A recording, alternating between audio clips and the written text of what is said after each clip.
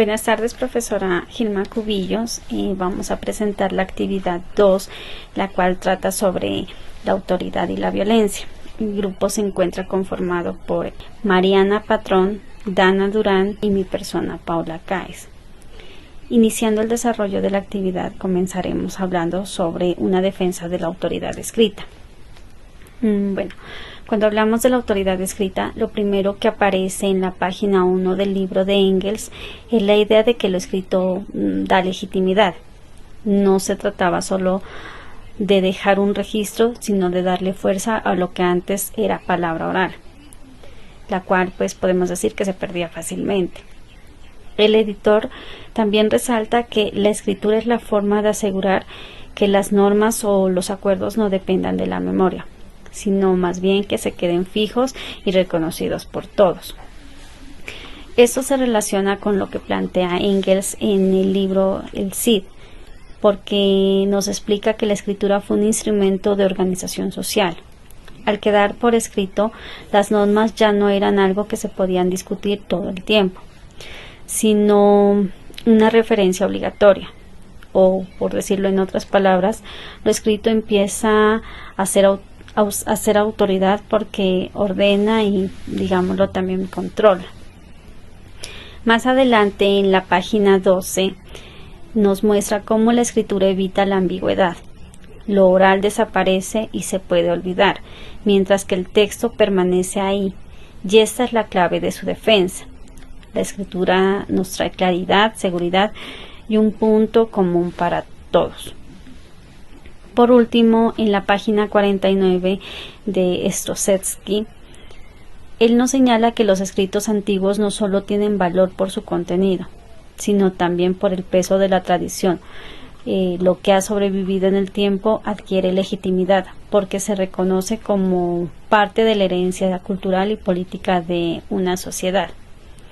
Con ello, y como conclusión de este punto, puedo decir que tanto el editor como los editores, coinciden que lo escrito es defendido por asegurar permanencia, claridad y legitimidad. Desde la antigüedad se entendió que sin escritura no había memoria, o una memoria colectiva, ni un verdadero orden social. Muy buenas tardes, mi nombre es Mariana Patrón Núñez. El día de hoy le voy a hablar sobre la defensa de autoridad flexible, donde Engels nos da a entender que es una necesidad funcional por medio del contexto industrial y la organización social. Él ve la autoridad como una necesidad técnica y no como una dominación arbitraria. En ciertas formas de organización, como una fábrica, él dice que debe estar bien organizada, coordinada para que no haya un caos, que se distinga la autoridad que esté impuesta por la estructura social capitalista y una autoridad racional, para así poder tener una buena producción y garantizar la convivencia de las personas. Lo cual esto implica una autoridad flexible porque no es permanente, tampoco es absoluta y tampoco está sujeta a las condiciones técnicas y sociales. Por otra parte, Stroszewski analiza cómo se conocía la autoridad en la antigua y no solo se basaba en el poder o la fuerza, sino en el prestigio de la sabiduría, el ejemplo y la legitimidad cultural. Él da el ejemplo de las autoridades romanas, porque no era un poder coercitivo, es decir, que se basaba en el respeto sin tener que obligar a las personas a estar ahí. Su idea era persuadirlas y no darles miedo. Por otro lado, se puede entender que la autoridad flexible no es absoluta, tampoco es eterna, que también se tiene que tener en cuenta el contexto social o histórico, está sujeta a una justificación racional o cultural y es capaz de adaptarse o incluso desaparecer según la sociedad.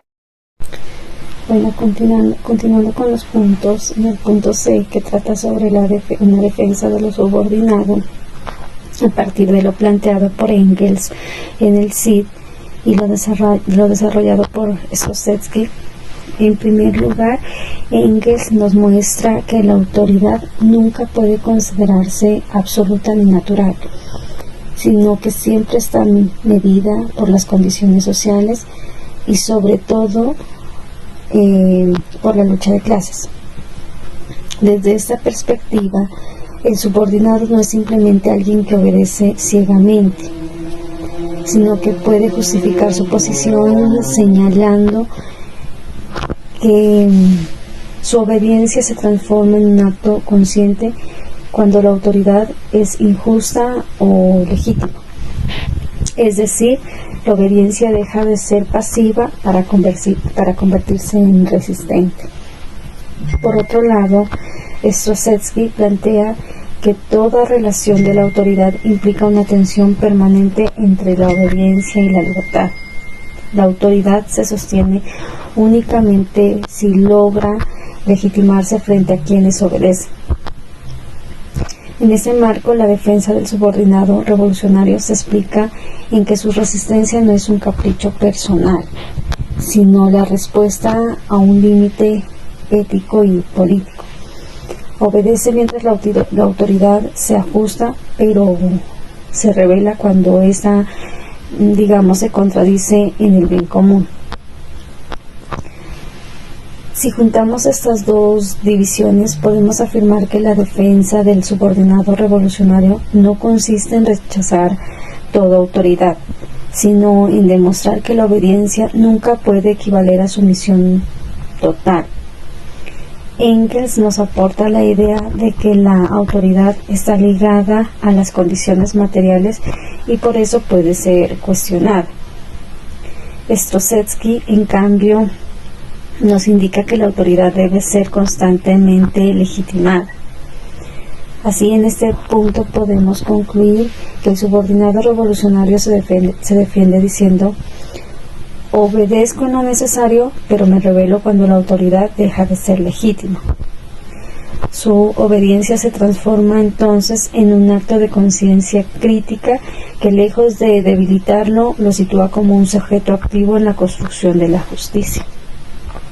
Cuando escuchamos la palabra obediencia, de inmediato pensamos en sumisión o en la falta de libertad, pero realmente la obediencia siempre es negativa. Engels, en su texto de la autoridad, nos propone otra mirada. La obediencia del subordinado no es un simple sí señor, sino que es una condición necesaria para que la sociedad funcione sin caer en caos.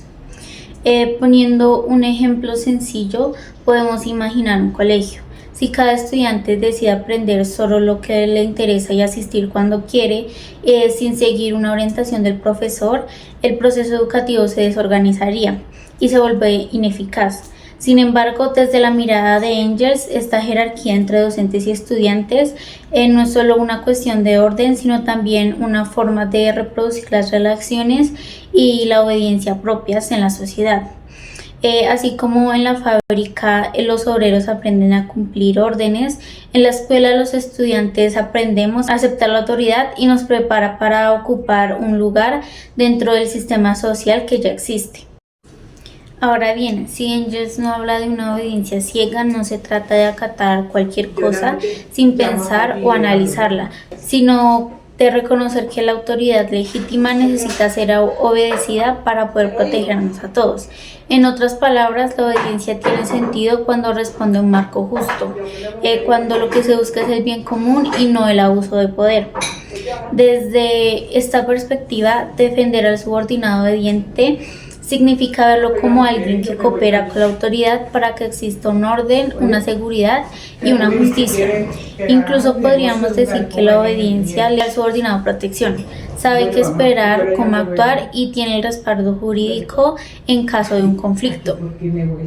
Como conclusión a este tema, obedecer no siempre es un sinónimo de perder la libertad. A veces obedecer es una forma de cuidarnos los unos a los otros y garantizar la autoridad. Por esto, más que ver al subordinado obediente como un débil, podemos verlo como alguien que aporta estabilidad y que nos ayuda a que el derecho se cumpla a que el derecho cumpla su verdadera misión, que es hacer posible la vida en la comunidad. Para continuar, voy a hablar sobre la autoridad ideal apoyándome en Engels y en Stroszewski. Para comenzar, Engels en su texto de la autoridad parte de una idea muy realista. En toda sociedad organizada, la autoridad es necesaria, no como imposición o tiranía, sino como una condición natural en trabajo colectivo. Él pone de ejemplo una fábrica. Si cada obrero hiciera lo que quisiera, la producción no avanzaría. Alguien debe coordinar, decidir y mantener el orden. Por esto, Engels defiende que la autoridad no debe verse como una enemiga de la libertad, sino como un elemento indispensable para que la libertad de todos pueda coexistir. La autoridad ideal, desde su visión, es aquella que se ejerce para garantizar el funcionamiento de un grupo y no para dominarlo. Stroszewski, en la autoridad de la antigüedad, nos ayuda a comprender cómo este concepto ha evolucionado. En la antigüedad, la autoridad se entendía como una virtud moral ligada al respeto y a la sabiduría. La verdadera autoridad para él no dependía solo del poder o la fuerza, sino del reconocimiento que los demás le otorgaban a quien demostraba prudencia, justicia y equilibrio. Por esto, la autoridad ideal, según Stroszewski, no se impone, se gana. Nace del ejemplo, del conocimiento y del servicio a los demás. Si unimos las dos ideas, podemos decir que la autoridad ideal es aquella que combina el orden y la dirección que plantea Engels, con la ética y el reconocimiento que resalta Stroszewski. En una autoridad que organiza sin oprimir, que guía sin humillar y que busca el bienestar común más que el beneficio propio. En palabras sencillas, una autoridad es la que no se impone por la fuerza, sino que se legitima por su justicia y coherencia. Si analizamos las distintas posturas sobre la autoridad, ya sea estricta, flexible, revolucionaria, obediente o ideal, encontramos un punto de similitud. Y es que tanto Engels como Stroszewski ayudan a comprender que la autoridad no es solo una relación de poder, sino que es una expresión de orden, racionalidad y ética dentro de una sociedad. Engels, en De la autoridad, nos recuerda que cualquier forma de organización colectiva es inevitable. No existe trabajo ni convivencia posible sin cierto grado de dirección y obediencia. Sin embargo, nos advierte que esa autoridad pierde su legitimidad cuando se ejerce con abuso o sin propósito social. Por eso, la verdadera autoridad debe ser consciente de su papel, coordinar y proteger en vez de someter. Por su parte, Stroszewski en la autoridad en la antigüedad rescata la dimensión moral y simbólica de la autoridad. En las civilizaciones antiguas, quien ejercía el mando lo hacía desde el respeto, la virtud y la prudencia. La autoridad era válida no por el miedo que infundía, sino por la confianza que inspiraba. Esta visión nos muestra que la autoridad ideal no se impone, sino que se reconoce. Y es así que la autoridad estricta puede ser necesaria en momentos de desorden, pero debe estar equilibrada entre flexibilidad.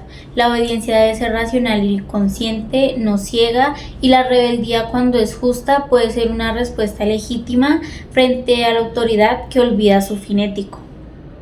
Como conclusión, Engels y Stroszewski coinciden en que la autoridad ideal es aquella que une fuerza, moralidad, orden y humanidad. Una autoridad que guía sin oprimir, que inspira obediencia no por temor, y nos muestra que solo desde el equilibrio entre el poder y la ética es posible construir instituciones sólidas, justas y verdaderamente humanas.